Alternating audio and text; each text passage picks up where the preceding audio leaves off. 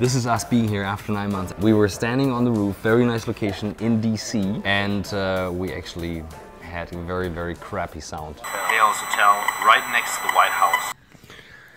That's the sound. We were being microwaved by a huge mobile phone antenna. So what we wanted to do today... And we didn't have coffee. That's true. Wanted to share some experiences from the content creation. Well, I love, there's a speaker who speaks very often at EO events called Jack Daly. And Jack Daly says you are either practicing in private or practicing in public. It's your choice. Are you practicing in private? Are you practicing in public?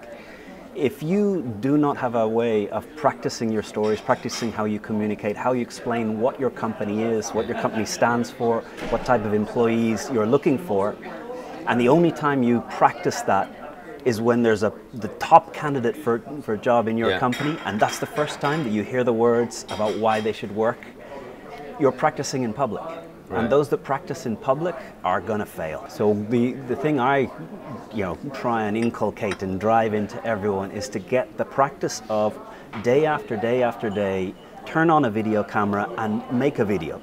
Who are you? How do you answer that question? What do you do? What does your business do? What type of customers are you looking for? What are the best customers you have? What are the testimonials that you receive from your clients? Who are you looking for? And just switch it on 3 minutes every day and give your best answer. Getting into a mindset that a draft being improved is much, much more effective than waiting for perfect. Right. So, starting a video right now and give your best description of what does your company do. And in 100 days, people around you are going to go, wow, Christoph, you are a great speaker. And you look them in the eyes and say, I've made this video 100 times. What do you think is going to happen? There's Usain Bolt, who is the fastest man in the world.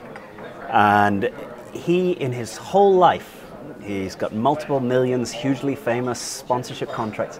He has worked less than 5 minutes. If you count up all of the seconds that he has been running in the 100 and 200 meters in all the Olympics, it's less than 5 minutes. Oh, that's but if you were to ask, if I was to ask an audience, how long does it take to win the 100 meters in the Olympics? The answer, 10 seconds. And usually there's a cool one in the group that says, 9.3 seconds. But if I was to have here, listening on camera, professional athletes, people who've dedicated their life to this, they say 25 years, a lifetime. Usain Bolt is not the gold medal, the world champion, the world record holder for those 5 minutes of work. He's the world record holder, he's the gold medal Olympian, because day after day, sun or shine, rain or cold, he puts on his training shoes and he gets out. And it's that habit that, if we inculcate into our lives, leads to greatness. And Connor just showed that, like, while I was preparing, he pulled out his phone and just did a Facebook Live video, which is an awesome tool to actually do that and conduct that. Yeah, and the great thing of YouTube videos is you can delete them if they're terrible. Why would you think are people still very afraid, although we share a lot more these days? Well, I think there's one of these little internet meme photos that is going around that says something along the lines of, when you're 20, you worry about what other people think of you. Yeah. When you're 40, you start to worry less about what they think of you. When you're 60, you realize no one cares about you. I have a blog, and I remember sitting with the first ever post that I'd written, and there's the publish button. And for me, I'd written a text and reaching towards public, and the feeling that I had as I was clicking on publish was that 7 billion people were about to read this and judge me and decide who I am. And I clicked publish, and no one read it. But before I pushed the button, I had this huge fear of 7 billion people judging who I am, what I stand for, whether this is good, whether this is worthy. I know what you mean. And I still, to this day, when I hit publish on a YouTube video, there's a little bit in me thinking, can you do that? Yeah. Can you do that? On the other thing, what I found is on my channel, I think now there's 150 videos on the channel. But they don't all get the same number of views. And it's not the ones that I think are the best that get the most amount of views. And in fact, I have one video that probably gets 70% of all the views on my channel. And you know, whether I'll ever recreate that success again is a scary thing. On the conversation with Rich, one of the videos that he shared was talking about being a craftsman. Yeah. And probably 100 years ago, many people were craftsmen. You know, we weren't in an industrial society. We were in a world where if you wanted to finish something, you had to have the raw material, access to the raw material, the tools to make it, the tool to produce it, and then you sold it. And what we've seen since the rise of Henry Ford and industrialization is jobs have got smaller and smaller and smaller. So you are a tiny piece in a huge chain. I think it's very hard for us to feel meaningful when you're a tiny piece in a huge chain. It's very hard for our kids to look at our jobs and think, wow, that seems meaningful. You're this tiny little piece in a huge chain. With the making of the videos, filming, editing, scripting, it's in our hands again. Yeah, you know, Oprah Winfrey needed a whole infrastructure in order to get an audience. Christoph, this is his camera. This is his editing that's going on in the background. It's his publish button without needing to go through 20 different people. And I think it's an incredible power that we have today. I was asked this morning, you know, Connor, you have a YouTube channel, you talk about leadership. Should all leaders be on YouTube? The answer, it depends. If you ever teach in a business school, the answer to all questions, it depends. It depends.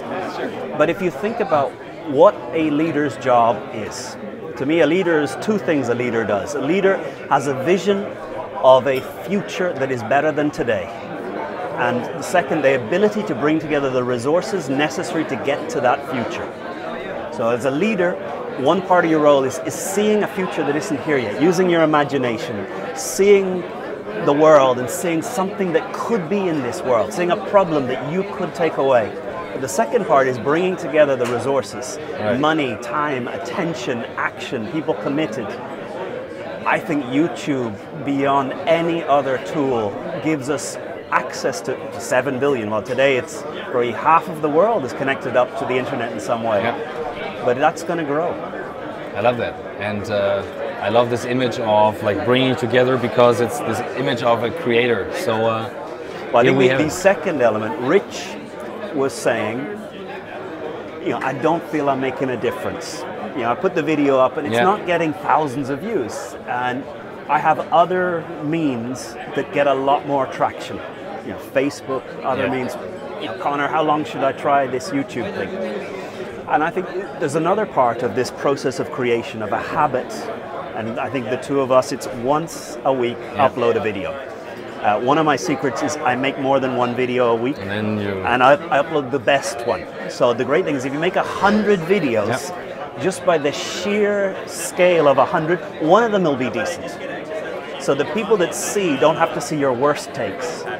You make 100, you upload one. This habit of week after week, I'm paying attention, and here we are at the Global Leadership Conference, I'm paying attention to stories, to ideas, to things I'd like to share, to scenes I'd like to communicate.